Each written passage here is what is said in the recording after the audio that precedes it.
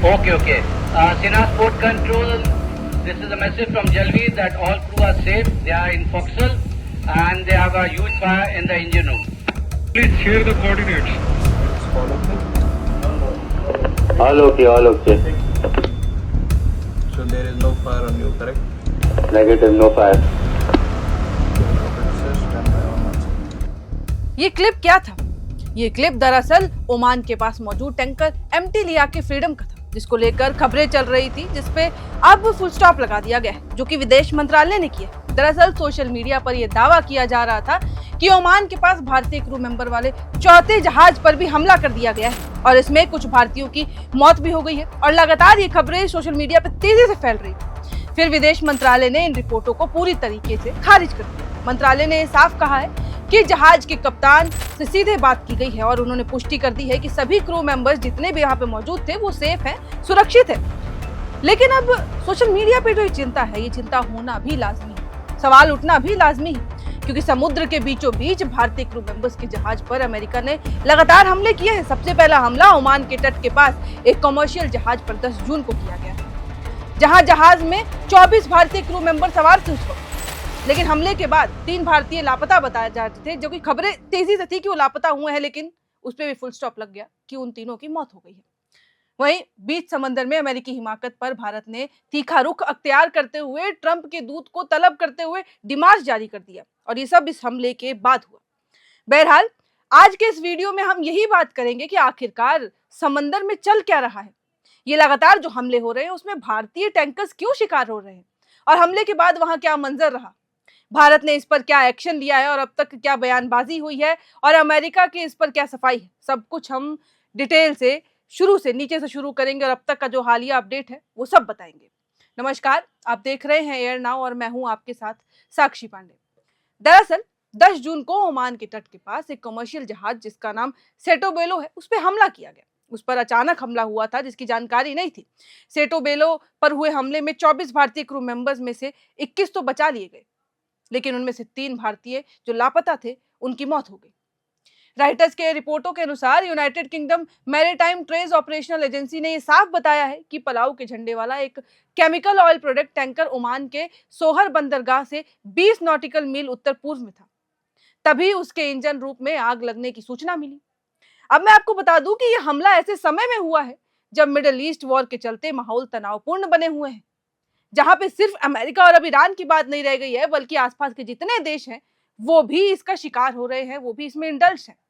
वहीं कई media reports के हवाले में ये भी खबरें सामने आई है कि ओमान के कमर्शियल जहाज पर हुए हमले की जिम्मेदारी खुद अमेरिकी सेंट्रल कमांड सेंटकॉम ने ली है।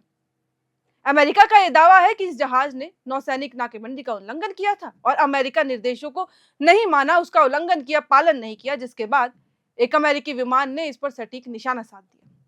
अमेरिकी नौसेना का 24 घंटे में यह भारतीय क्रू वाले जहाज पर लगातार दूसरा हमला था उस वक्त।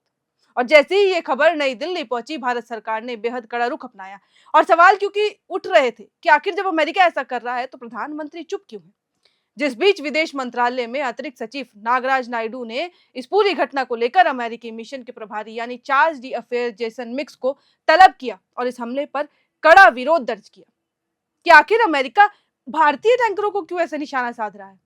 और ये हमला जिसमें भारतीय लोगों की जान गई है, इसका कारण भी सिर्फ अमेरिका और ईरान वॉर है और वो लगातार ये दावे करते हैं कि समझौता होगा, बात हो रही है, मगर ये कैसे दावे हैं, ये कैसे समझौते हैं जहां कोई किसी की सुन ही नहीं रहा।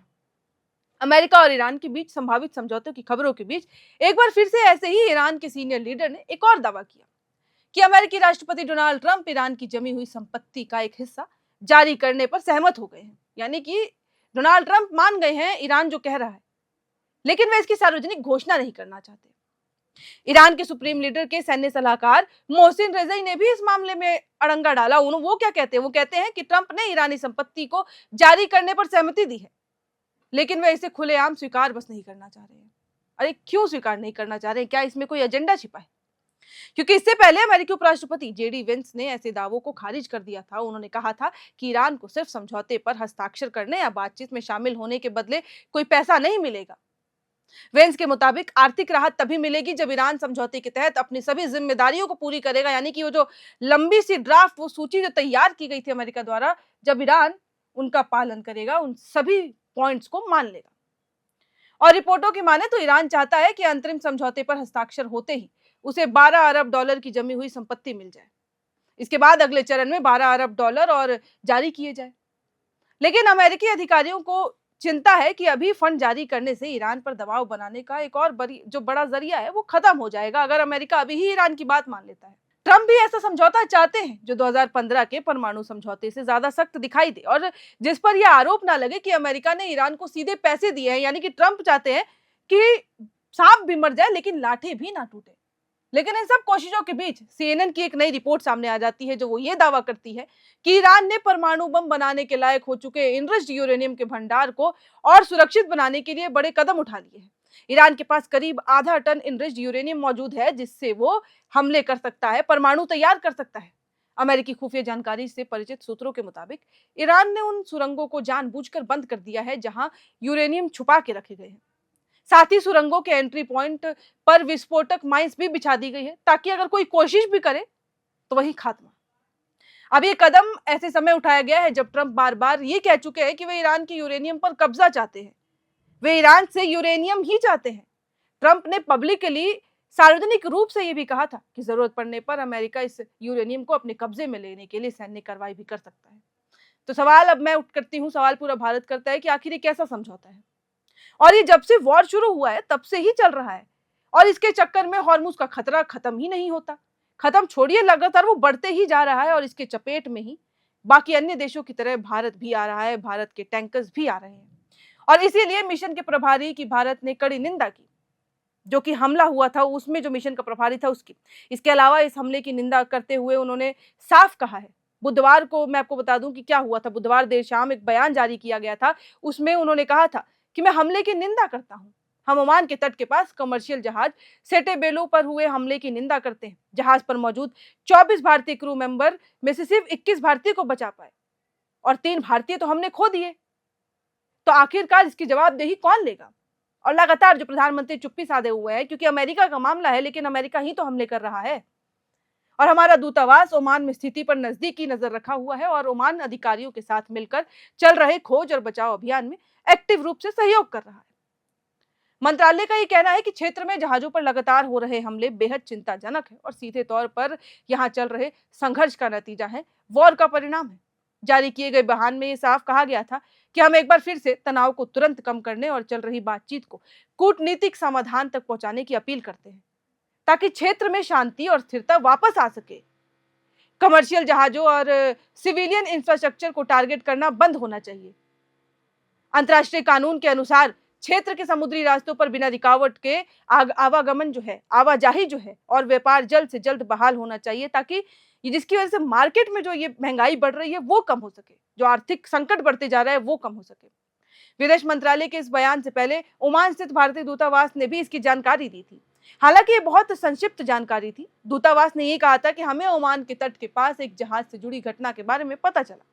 हम स्थिति पर बारीकी से नजर रखे हुए हैं और स्थानीय अधिकारियों के संपर्क में है। जो भी कुछ होगा वो हम आपको बताएंगे।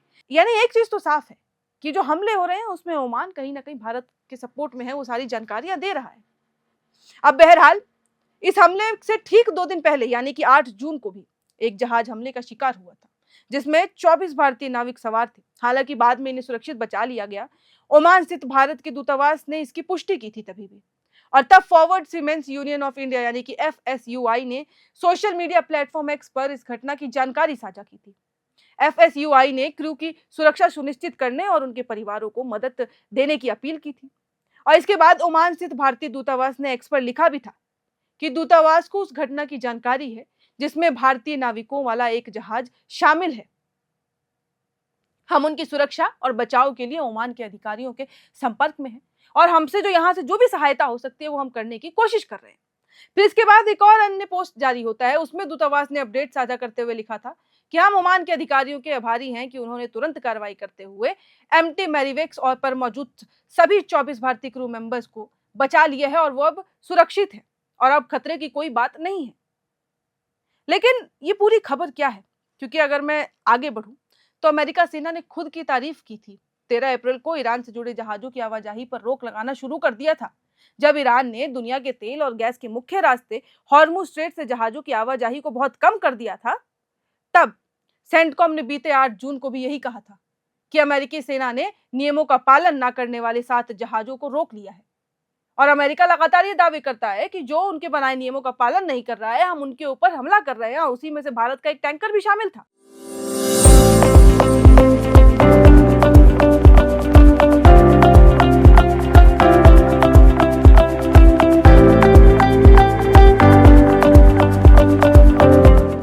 और नियमों का पालन करने वाले 134 जगहों का रास्ता बदल दिया गया और मानवीय सहायता ले जा रही है और 42 जहाजों को जाने दिया। वही इन हमलों में हॉर्मुज स्ट्रेट के आसपास मौजूद जहाजों में हड़कंप मच गया था और कोई भी हॉर्मुज के आसपास जाने को तैयार ही नहीं था। इतना डर था, इतना भय पैदा हो गया था। इससे पूरी दुनिया में ऊर्जा संकट के और भी ज्यादा गहराने के चांसेस बढ़ गए, आशंका और ज्यादा हो गई। बहरहाल अब महज 24 घंटे के भीतर ओमान के तट पर अमेरिकी सेना द्वारा कमर्शियल जहाज को निशाना बनाए जाने के बाद देश की राजधानी दिल्ली में हलचल तेज हो गई है, क्योंकि अब ये सवाल सीधा प्रधानमंत्री पे जा रहा है कि प्रधानमंत्री क्यों चुप्पी साधे हुए हैं। हालांकि भारत के विदेश मंत्रालय ने अमेरिकी दूत को समन जारी कर अपनी कड़ी आपत्ति दर्ज कर दी है, लेकिन अब सबसे बड़ा सवाल यही है कि क्या अमेरिका का भारत के प्रति आगे भी ऐसा रवैया रहेगा। देखा जाए तो अमेरिका ने स्ट्रेट ऑफ हॉर्मुज से आने जाने वाले ईरानी जहाजों पर पाबंदियां लगाई थी, लेकिन इस पाबंदी की आड़ में उस जहाज पर हमला कर देना जिसमें भारतीय क्रू मेंबर सवार थे, वो बहुत ही ज्यादा चिंताजनक है। और वो चिंताजनक इसीलिए भी क्योंकि सवाल उठाता है कि क्या अमेरिका और भारत का बॉन्ड इतना ही था। भारत सरकार ने इस घटना की पुरजोर निंदा की, लेकिन अब ये देखना दिलचस्प होगा कि इस पूरे विवाद पर खुद अमेरिका क्या आधिकारिक प्रतिक्रिया देता है। साथ ही इस घटना का आने वाले समय में भारत और अमेरिका के मजबूत द्विपक्षीय संबंधों पर कोई असर पड़ेगा या नहीं, मजबूती होगी या फिर कमजोर होते जाएगा रिश्ता। आपको क्या लगता है हमें कमेंट सेक्शन में लिख के जरूर बताइएगा। लेकिन एक चीज और है, मैं जाते जाते कह के जाऊंगी कि अगर अमेरिका ईरान की वॉर नहीं रुकती है तो फिर तंगी बढ़ती जाएगी, देशों के बीच में जो टकराव है वो बढ़ता जाएगा। चाहे हम फिर अब उसके बाद ग्लोबल मार्केटिंग की बात करें, वहां महंगाई बढ़ेगी तो फिर आम लोगों की पॉकेट पर इसका खतरा साफ नजर आएगा, जो कि नजर भी आ रहा है।